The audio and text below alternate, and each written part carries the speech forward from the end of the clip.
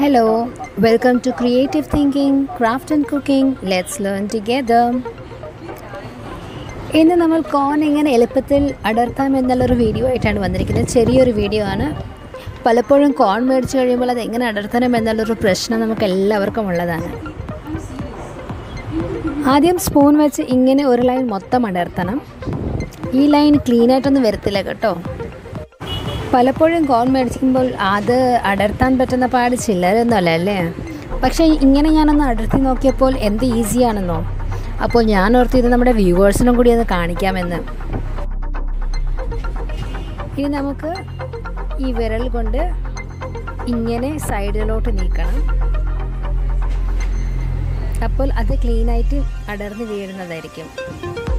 കോൺ പച്ചക്കാണെങ്കിലും വേവിച്ചിട്ടാണെങ്കിൽ ഇങ്ങനെ അടർത്താവുന്നതാണ്. അപ്പോൾ ഇനി കോൺ മേടിക്കുമ്പോൾ ഇങ്ങനെ ഒന്ന് അടർത്തി നോക്കത്തില്ലേ. ഇത് ഞാൻ വീഡിയോ സ്പീഡപ്പ് ചെയ്യുവാനേ.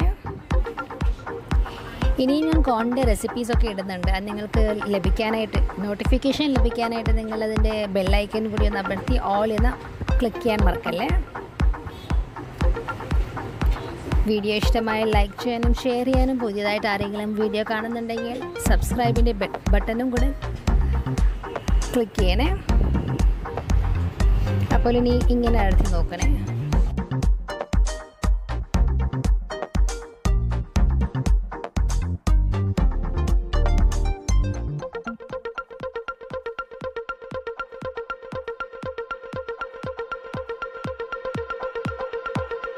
കോൺ റെഡി ആയിട്ടുണ്ടേ.